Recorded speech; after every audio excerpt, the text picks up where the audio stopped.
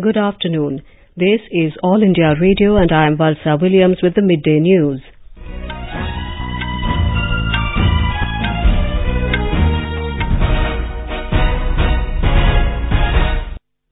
Good afternoon. This is All India Radio and I am Valsa Williams with the Midday News. The headlines: 4th BIMSTEC Summit adopts Kathmandu Declaration with a vision for peaceful and sustainable Bay of Bengal region.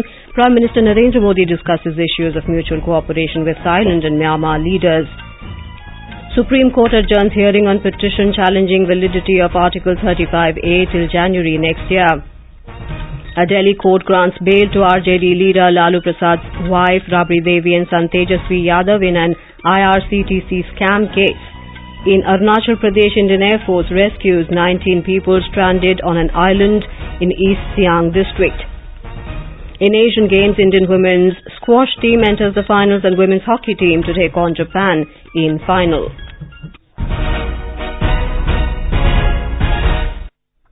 The BIMSTEC leaders have reaffirmed their strong commitment to make BIMSTEC a dynamic, effective and result-oriented regional organization for promoting a peaceful, prosperous and sustainable Bay of Bengal region through meaningful cooperation and deeper integration.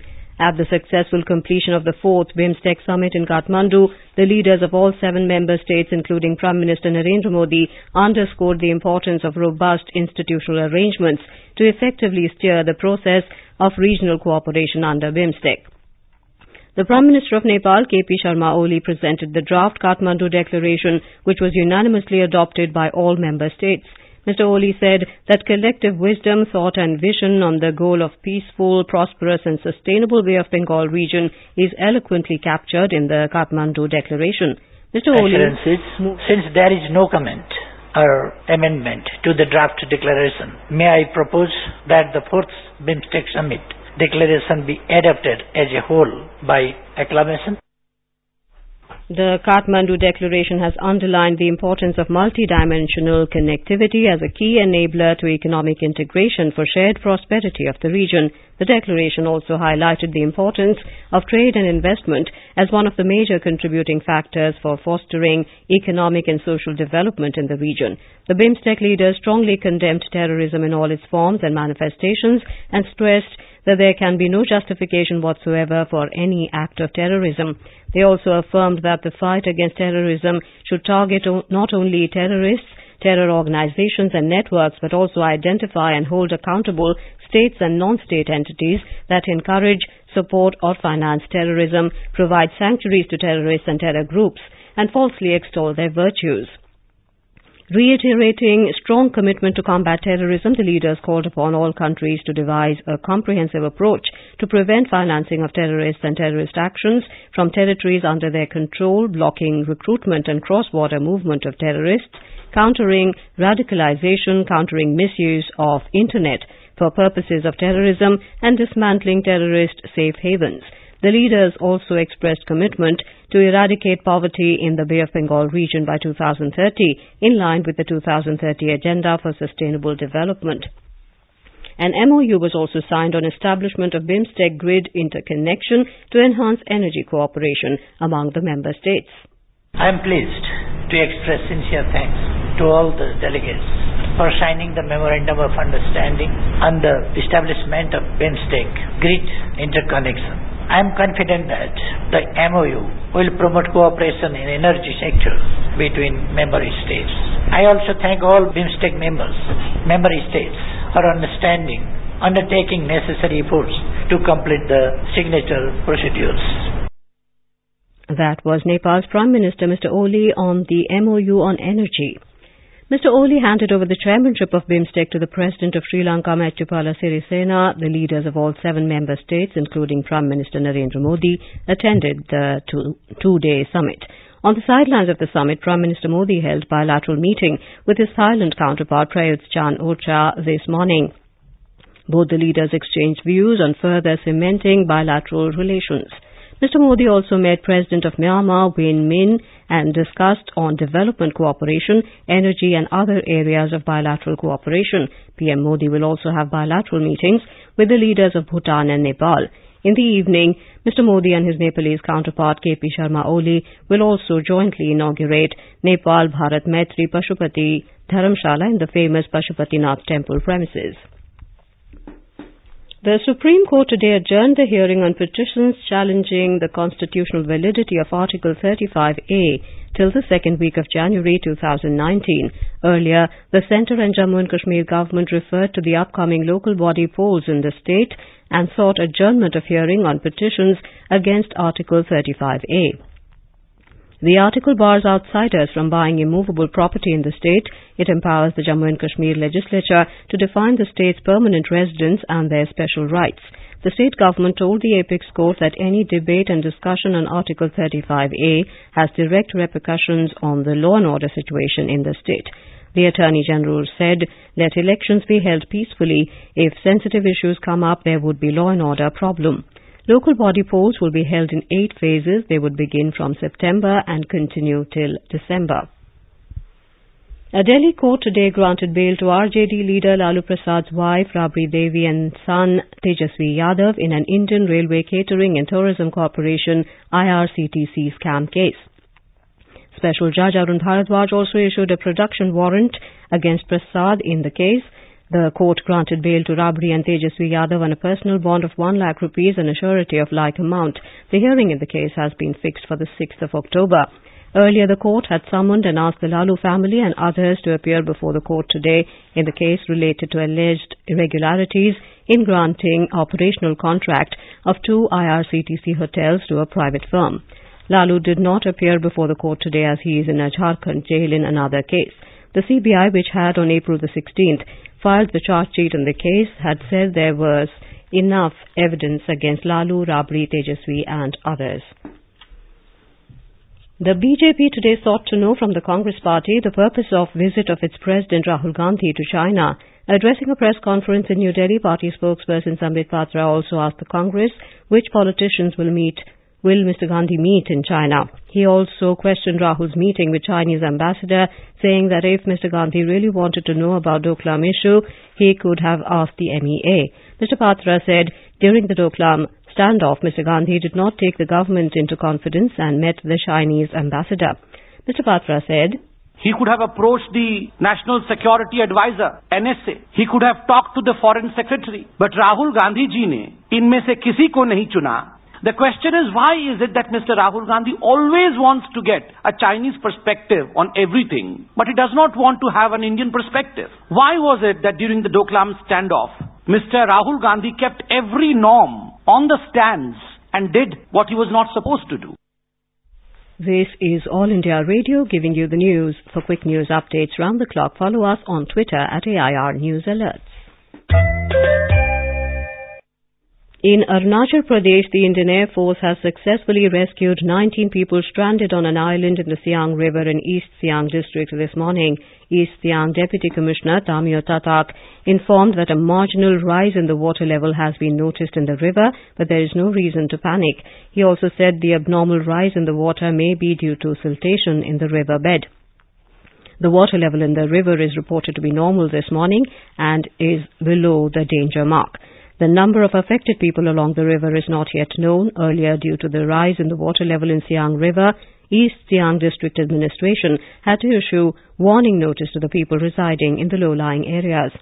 In Assam, several district administrations are constantly monitoring the water level at Siang River. Dhemaji District Administration has instructed people in low-lying areas to remain alert.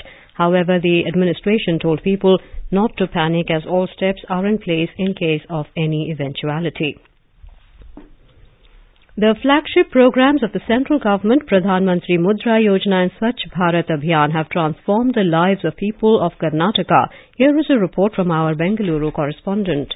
Karnataka has emerged as one of the top states in disbursements of loans under the Pradhan Mantri Mudra Yojana. The bank has distributed over 25,000 crore loans to over 28 lakh beneficiaries last year. Most of the beneficiaries are women. Rekha from Davangere district has reaped the benefit of Mudra Yojana and expanded her tailoring business. I learned about Mudra program of central government. A loan was sanctioned to me. I bought 5 tailoring machines. Today, I am training 10 women. I am also continuing with my tailoring profession. Partama is from Davangere district and has benefited from Swachh Bharat Abhiyan. Toilet at her premises saved them from the ignominy of defecating in open. She says, we had no toilets and were going out in the field. This had caused hardship. Our Gram Panchayat one day announced that toilet can be built under Swachh Bharat Abhiyan. The toilet was constructed in my own house. Both the beneficiaries from small villages have in their own way contributed for the financial stability of their family and environmental cleanliness of their village. Sudhindra, AIR News, Bengaluru. That was a ground report from Bengaluru. A high-level team of the Election Commission is on a 2-day visit to review the poll preparations for the forthcoming assembly elections in Chhattisgarh. A team headed by Chief Election Commissioner O.P. Rawat reached Raipur this morning. AIR correspondent reports that the full bench of the Election Commission held a meeting with representatives of political parties to take suggestions for better and smooth conduct of elections.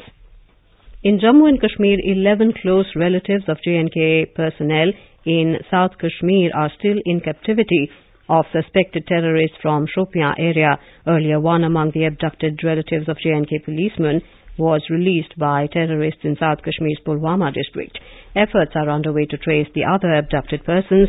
No one has claimed responsibility for the abductions so far. The Finance Ministry has rejected the rumour circulating in several sections of the social media that banks will be closed for 6 days in the first week of next month. The Ministry has clarified that banks will remain open and banking activity will continue unhindered in the first week of September. It said banks will observe holidays only on Sunday, the 2nd of September, and on second Saturday on the 8th of September. Prime Minister Narendra Modi will launch the India Post Payments Bank IPBP at Talkatoora Stadium in New Delhi tomorrow. India Post Payments Bank has been envisioned as an accessible, affordable and trusted bank for the common man to help speedily achieve the financial inclusion. It will leverage the vast network of the Department of Posts, which covers every part of the country with more than 3 lakh postmen and Grameen Dak Sevaks. The bank will offer a range of products such as savings and current accounts, money transfer, direct benefit transfers, bill and utility payments, and enterprise and merchant payments. The benchmark domestic share indices Sensex and Nifty today logged marginal losses in afternoon trade. Amid weak global stocks, the Sensex of the Bombay Stock Exchange fell 94 points to 38,596. The Nifty at the National Stock Exchange fell 94 points to the Nifty at the National Stock Exchange also slipped 23 points to 11,654. In secondary indices at BSE, mid-cap was down marginally while small cap lost. At the foreign exchange market, the rupee in afternoon deals also weakened 19 paise to 70 rupees and 93 paise against the US dollar. And now news from the 18th Asian Games being held in Indonesia.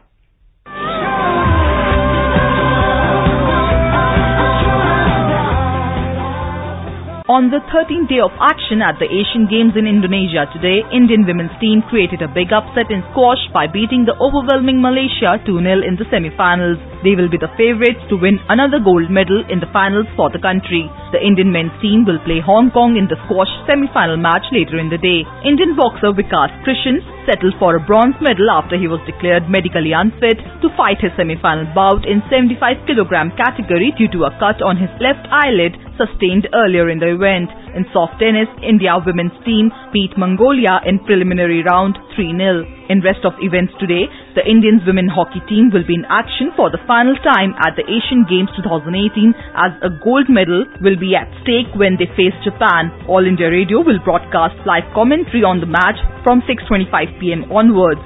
India's medal tally as of now remains at 59 with 13 gold, 21 silver and 25 bronze. China leads the tally followed by Japan. Swati Rakheja, Sports Desk. And now before we end the bulletin, the headlines once again. 4th BIMSTEC Summit adopts Kathmandu Declaration with a vision for peaceful and sustainable Bay of Bengal region. Prime Minister Narendra Modi discusses issues of mutual cooperation with Thailand and Myanmar leaders.